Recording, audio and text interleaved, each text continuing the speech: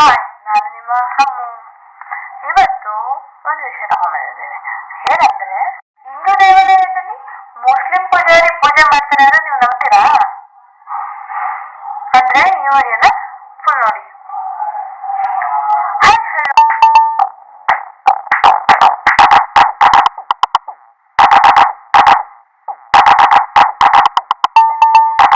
Hello, welcome to hi, ನಾನು ನಿಮ್ಮ ಅಮ್ಮು YouTube ಚಾನಲ್ಗೆ ಸ್ವಾಗತ ಸುಸ್ವಾಗತ. ಗುಜರಾತಿನ ಈ ದುರ್ಗಾದೇವಿ ದೇವಸ್ಥಾನದ ಕಥೆ ಕೇಳಿದ್ರೆ ನೀವು ನಿಜ ಶಾಕ್ ಆಗ್ತೀರಾ. ಗುಜರಾತಿನ ಜೋಧ್ಪುರ್ ಜಿಲ್ಲೆಯಲ್ಲಿರುವ ದುರ್ಗಾದೇವಿಯ ದೇವಸ್ಥಾನ ಭಾರತದ ಸಂಸ್ಕೃತಿಗೆ ಈ ದೇವಾಲಯ ಒಂದು ಜೀವಂತ ಉದಾಹರಣೆ. ಇದು ಭಾರತದ ಪ್ರಸಿದ್ಧ ಸ್ಥಳಗಳಲ್ಲಿ ಒಂದಾಗಿದೆ. ಇಲ್ಲಿ ಕಳೆದ 600 ವರ್ಷದಿಂದ ಅಂದ್ರೆ 13 ಪೀಳಿಗೆಗಳಿಂದ ಮುಸ್ಲಿಂ ಮನೆತನಕ್ಕೆ ಸೇರಿದ ಒಂದು ಮನೆತನ ಇಂದಿಗೂ ಪೂಜೆ ನಡೆಸ್ತಾನೆ ಬರ್ತಿದೆ. ದೇವಸ್ಥಾನದ ಮುಖ್ಯ ಅರ್ಚಕರಾದ ಜಲಾವುದ್ದೀನ್ ಖಾನ್ ಅವರು ಹೇಳಿದ ಸತ್ಯ ಕೇಳಿ ಬೆರಗಾಗ್ತೀರಾ.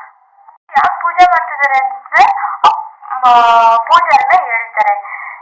ಯಾಕೆ ಅಂದ್ರೆ ಅವ್ರು ಮೂಲತಃ ಅವರ ಹಿರಿಯರು ಇರ್ತಾರಲ್ವಾ, ಅವ್ರ ಹಿರಿಯರು ಮೂಲತಃ ಸಿಂಧ್ ಪ್ರಾಂತ್ಯಕ್ಕೆ ಸೇರಿರ್ತಾರೆ.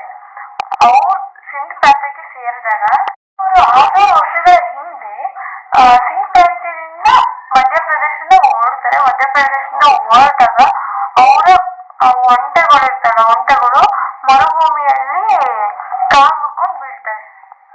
ಸೊ ಕಾಲ್ ಮುರ್ಕೊಂಡು ಬಿದ್ದಾಗ ಒಂಟೆಗಳು ಮರುಭೂಮಿಯಲ್ಲಿ ಕಾಲ್ ಮುರಿದು ಬಿದ್ದಾಗ ಅವರಿಗೆ ಬೇರೆ ವಿಧಿ ಇರ್ಲಿಲ್ಲ. ಅವ್ರ ಮರುಭೂಮಿಯಲ್ಲೇ ಉಳ್ಕೊಳ್ಳೋ ಪರಿಸ್ಥಿತಿ ಬಂತು. ಅವರಿಗೆ ಕುಡಿಯಲು ಆಹಾರ ಮತ್ತು ನೀರು ಅಗತ್ಯ ತುಂಬಾ ಇರುತ್ತೆ. ಆ ಅಗತ್ಯ ಇದ್ದಾಗ ಆ ಸಂದರ್ಭದಲ್ಲಿ ಅವರು ಕುಟುಂಬ ಎಲ್ಲ ಸಾವಿನಂಚಿಗೆ ನೀರುಮುಟ್ಟದೆ ಬಂತು. ಆಗ ಅವ್ರ ಕನಸಿನಲ್ಲಿ ಒಬ್ಬ ವ್ಯಕ್ತಿಗೆ ದುರ್ಗಾದೇವಿ ಪ್ರತ್ಯಕ್ಷವಾಗಿ ನೀರಿನ ಮೂಲವನ್ನ ತೋರಿಸ್ತಾರೆ. ಆ ಕುಟುಂಬ ಆ ನೀರನ್ನು ಕುಡಿದು ಬದುಕೊಳಿಯುತ್ತೆ.